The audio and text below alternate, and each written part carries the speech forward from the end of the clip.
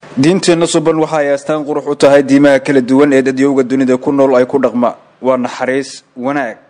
cafis iyo akhlaaq laakiin kooxda al-shabaab intaasi oo dhammi waa ay gabeen waxa ayna ka dhigeen diinteena suban mid laga cabsado laga naxo ficilada ay ku geysanayaan magaca diinteena suban tabinteena maanta ayaa si gaar ah uga faalloon doonta sida ba'an ee ay uga been sheegeen diinta ay ku dagaalgeliyaan boqolaalka dhalinyarada Soomaaliyeed ee sida khaldan ay u isticmaalaan kooxda al-shabaab daneeyaasha barnaamijkeena waxay kaga qayb gali doonaan lambarka barnaamijka ah 512 eber 266 dhammaan ka qaybgalayaasha barnaamijkeena ayaa si wadar u qiray ka been sheegida diinteena suuban ee kooxda khawaarijtu in ay tahay mid ba'an oo si aan caadi ahayn ay u isticmaalaan bismillaahir rahmaanir rahiim iyo xaqiiqdii qoladan argixisada ah waxay uga been sheegeen diinta qodobadu waa badan yihiin laakiin hadda hadii aan ka soo qaato tusaale afar qodob aan ka soo qaato qodobka koobaad dhiigga islaamka oo ay banaysteen qodobka labaad maalka islaamka oo ay banaysteen qodobka saddexaad qofka bini'aadanka oo xorriyadooda ay ku xadgudbeen midda afraad gaalaysiin oo qof kasta ay gaalaysiinayaan oo aysan dhaafaynin masaajid culimo awdiin aqoon-yahan cidnana aysan u aabaliyeelayn marka sidaas darteed ummadda Soomaaliyeed waxaan ugu baaqayaa inay ku dhintaan diintooda aysan ka cabsanin qof bini'aadan ah ilaahay baa nafta gooya sida hadda ay for example reer Palestine ay u dhimanayaan diintooda ku dhimanayaan xorriyad bay ku dhimanayaan waa tanagalayaal laakiin haddaan maanta iraahdo hebel baad ka cabsanaysaa ee bahalkan iraahdo wuuna ku dilayaa diinta ku xadgudba ama tiisa u raac waa wax dhibteeda leh waxa weeye waa wax lagu naartagayo ummadda Soomaaliyeed waxaan ugu baaqayaa inay diintooda ku dhintaan cidna aysan ka cabsan oo bini'aadan ah ilaahay baa laga cabsadaa wassalaamu calaykum waraxmatullaahi wabarakaatuh inagoo si aan baqaadi doona tabinteena markan ku soo dhawaada fariin wacyigelin ah ma tahay muwaadin ay qaldeen kooxda khawaarijta oo doonaya inuu ka soo laabto qaladkaasi kana faa'iideysto fursadda ay siisay dawladda ma tahay waalid ama ehel doonaya in carruurtiisa walaalkiis iyo qof ehel ay yihiin oo ku jira khawaarijta doonaya inuu ka saaciido inuu ka soo baxa inta uusan ku halaagsan ma u baahan tahay inaad hesho macluumaad ku saabsan sida aad adigu uga soo bixi karto kooxda khawaarijta ama qof aad uga soo saari karto doonaysaa inaad ogaato sida dawladdu kuu soo dhaweynaysa ama fursad aad bulshada kula midowdo ay kugu abuurayso daba si aad arrimahan oo dhan uga faa'iideyso waxaan kuu bandhigaynaa halka aad la xiriiri karto marka hore waa lambarka gaaban ee ah 49 kadib haddii aad ka agdhowdahay ama aad doonayso in aad la xiriirto qaybaha dhaqan celinta dooro 1 haddii aad doonayso qaybta galmudug dooro 4 haddii aad doonayso qaybta koonfur galbeed dooro 3 haddii aad doonayso qaybta Jubbaland dooro 2 waxa gacmo furan kugu soo dhaweyn doona xirfadlayaal ka tirsan hay'adda qaran ee Tubsan kuwaasi oo loo carbiyay shaqada kuna siin doona ciwaanada aad u baahan tahay fadlan inta fursada aad haysato ka faa'iideyso maasanid maahan wax qarsoon gabadh fallada magaca diinteena suuban ay ku geysanayaan kooxda al-shabaab waxa ay sameynayaan ayaa ah suurad xumeynta diinta islaamka dhammaan ficiladooda bismillah awalan waa mahadsantahay qadarow walaal haddii aan su'aashaas jawaabteeda aan bixiyo waxaan argagixisadahay marka horeba afkaarta ay dalka la yimaadeen waxay ahayd afkaar guracan ka fog dhaqankeena islaamka ka fog dhaqankii ummadda Soomaaliyeed ay lahayd waa afkaar aan loo kala lahayn oo ay dibadda laga soo waariday ayna hogaaminayaan argagixiso caalami oo dibadda lagu soo tababaray marka horena shaatiga ummadda u gashadeen ama wixii ay ummadda ku beer la xusadeen baa waxay ahayd ku dhaqanka shariicada islaamka laakiin hab dhaqankooda iyo ficilada argagixisada markaad u fiirisid waa mid ka fog diinteena islaamka bal lama oran karayaba suul iyo far bay ku leeyihiin dhaqankeena ummadda Soomaaliyeed ee lahayd ee lahaa daris wanaaga iskaashiga iska warqabka darisnimada wax wada cunka iyo dantii iyo himilada ummadda Soomaaliyeed ay ku wada midaysnayd oo dhan bay meesha ka saareen waxay la yimaadeen afkaar ay ku sheegeen afkaar diimeed laakiin afkaar diimeed aan ahayn ummadda lagu argagixinayo lagu leynayo naftooda lagu banaysanayo maalkooda lagu banaysanayo lagu cabsi gelinayo marka waxaan oran karnaa meel ay dhaafeen ma leh oo kuwaas ummadda ku leynaya qaraxa iyo xabadda intaa waxaa dheer waxay diidan yihiin totally wax la yiraahdo dawladnimo iyo ummadnimo Soomaaliyeed waa fikir caalamiya oo argagixiso oo ay kala midaysan yihiin kooxda ay hadda hoos tagaan ee alqaacida iyo fikirka daacish. marka runtii lama oran karayo kooxdaani waxay ka turjumayaan ummad Soomaaliyeed, waxay ka turjumayaan diin iyo dhaqan intaba. su'aal haddaan soo qaato, ummadda waxay ku qasban yihiin wixii ayagu ay yiraahdaan inay qaataan, naftooda iyo maalkooda iyo ilmahooda. waxay sidoo kale sameeyeen bulshadii aad u dhex galeen oo waxay ku abuureen fikirkooda gurnacnaayo argagixisanimo. jiilashii soo kacay oo dhan bay baadiyeeyeen. totally marka waa fikir argagixiso oo ummadannada iyo dalkanaga iyo dadkanaga aysan qaadi karin,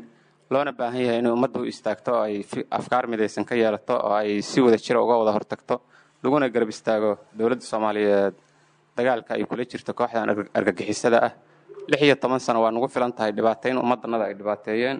iyo wixii ay noo geysteen oo runtii raadadkooda ay muuqdaan. ummadda Soomaaliyeedna dhagaheeda ka sii guuxaysa. inta ay argagax gelinayaan waxaan leenahay Ilaahay baa nafta dadka geliya gooyana. intii maalkaaga iyo naftaada iyo sharafkaaga lagu xadgudbi lahaa markay ugu yar tahay ha raacin fikirkooda.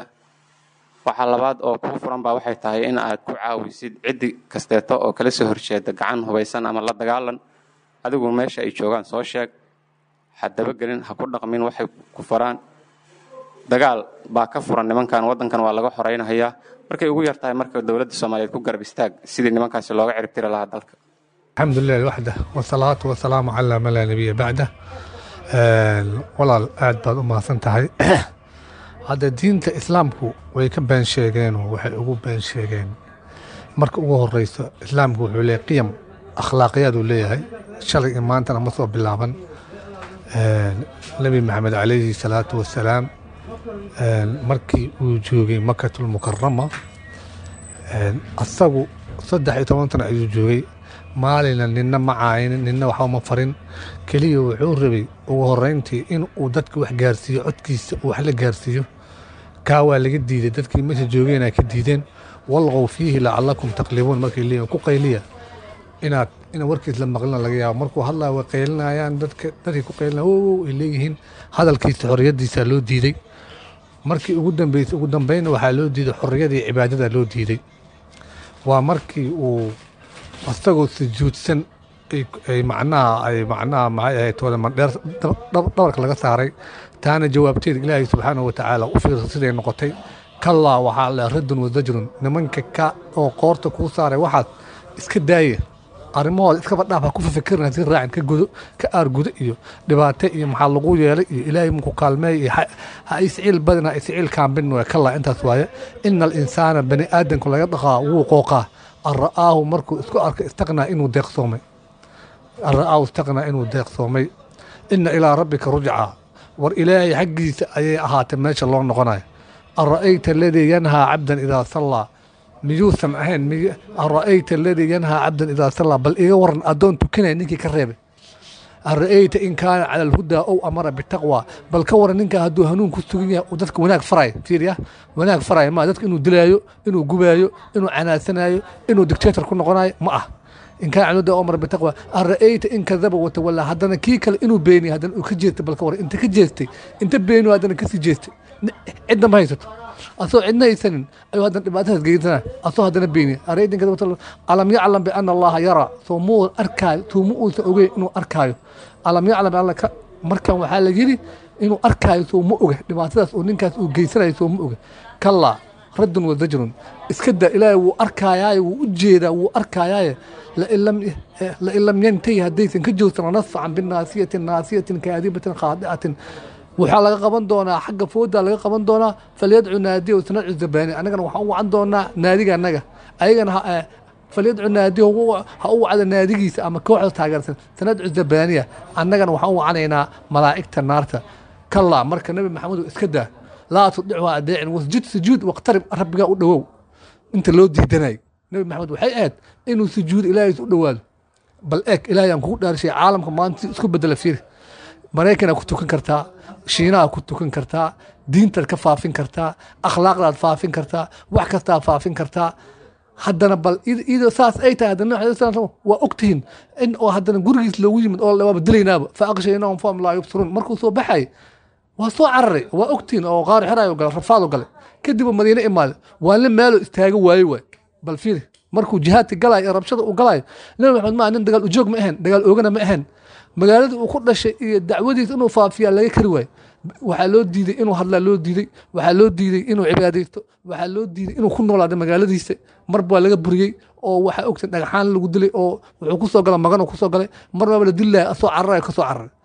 marka ilmu adeeryaal ilaah idinku dhaarshay taariikhda suubanaha calayhi salaatu wasalaam noocaas ahayd bal nimankan kada ah fiiriya inay diinta ka been sheegeen nin islaama uu tukanayo oo qiyamkiisa wata akhlaaqdiisa wata shariicada islaamka waxba aan ka maqneen ayaa waxaa la leeyahay waa la dilayaa mursidaa tahay waxaa tahay kiyaa tahay maxay ahayd cilmaaniyaa tahay kanaa tahay war goormuu noqday yaa kuu sheegay marka waxaan fahmaynaa waxaad ka fahmi kartaa qaab nololeedkii nabi maxamed alayhi salaatu wasalaam u noolaay iyo siduu u noolaay keliya kugu filan inay diinta ka been sheegeen nimayow aayadahan qur'aanka iyo axaadiistan iyo qaab nololeedkii wacyiga cahdiga nebiga intuu soo maray miyayna idinku filneen fahma ka qaadan kartiin miya hadalkiisa loo diidan dhahay oo cibaadadiisa loo diiday oo inuu ku noolaada loo diiday markii dambe waa bala difaac qashiinahum fahum laa yubsiruun indhahan dabaal markaasaa si laga soo saaray asoo baxsan carar ah ayuu soo baxay qaar xirayo gale guda masa waxaa qanina abubakar rafaadkii ku tegey bal adiga yaa ku haystaad nin diintiisa loo diiday allahu akbar diinta loo diiday waa been dan kale leeyihiin diintay ka sheegeen wa min iftara cala allahi kadibun waa ilaahay ku been abuurteen diin dagaal ooga ma aha rabsho abuur ma aha xorriyad waaye qofka xornimuu leeyahay akhafu darareen labadii culis midii fududaa la qaataa shida ma jirto adduunku waa isku tacaamulaa maanta الحل الوحيد لمشكلة العالم ما أنت حلك عالم كتاجن ودين الإسلام وكل مسلم قال بعد دين المسلم يقدرين أم فهمان وحول حلق هذا وايكاس نينك مسلم كانوا حكوا في عن إنه أخلاق يشكوا دول ذاتك الدشاء بين شيكتا حناص وبسا ذاتك دعاء معنا جوجة متو كذا مسومان أخلاق ملها دين ملها مركنا ما يو أنا وحامل ليه الهوا على كل حال حنقصوا كوبايا jidkii nabi maxamed ma aha jidka diinteena ma aha jidka ninkii keenay ee rasuulka sallallahu alayhi wasallam jidkiisana ma aha markan aynu ku soo qatina dhowr farimood oo ayna la wadaageen ka qaybgalayaasha barnaamijkeena assalaamu calaykum magacaygu waa xasan maxamed oo jooga xaafadda kaskay haddaan soo koobo sida diinta ay uga been sheegeen kooxda waa si aan caadi ahayn dhammaan ficilada ay sameeyaan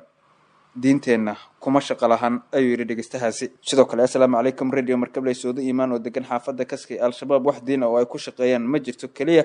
dadka ayay ku qaldaan oo afka ayay kaga sheegaan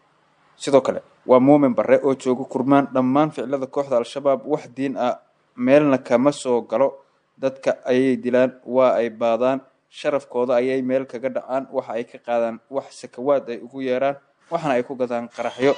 dhammaan ficiladaasi oo dhanna wax log ah kuma laha diinteena suuban ma tahay muwaadin ay qaldeen kooxda qawaarijta oo doonaya inuu ka soo laabto qaladkaasi kana faa'iideysto fursadda ay siisay dawladdu ma tahay waalid ama ehel doonaya in carruurtiisa walaalkiis iyo qof ehel ay yihiin oo ku jira qawaarijta doonaya inuu ka saaciido inuu ka soo baxa inta uusan ku halaagsan ma u baahan tahay inaad hesho macluumaad ku saabsan sida aad adigu uga soo bixi karto kooxda qawaarijta ama qof aad uga soo saari karto doonaysaa inaad ogaato sida dawladdu kuu soo dhaweynaysa ama fursad aad bulshada kula midowdo ay kugu abuurayso daba si aad arrimahan oo dhan uga faa'iideyso waxaan kuu bandhigaynaa halka aad la xiriiri karto marka hore waa lambarka gaaban ee ah 49 kadib haddii aad ka agdhowdahay ama aad doonayso in aad la xiriirto qaybaha dhaqan celinta dooro 1 haddii aad doonayso qaybta galmudug dooro 4 haddii aad doonayso qaybta koonfur galbeed dooro 3 haddii aad doonayso qaybta jubbaland dooro 2 waxa gacmo furan kugu soo dhaweyn doona xirfadlayaal ka tirsan hay'adda qaran ee tubsan kuwaasi oo loo carbiyay shaqada kuna siin doona ciwaanada aad u baahan tahay fadlan inta fursada aad haysato ka faa'iideyso maasanid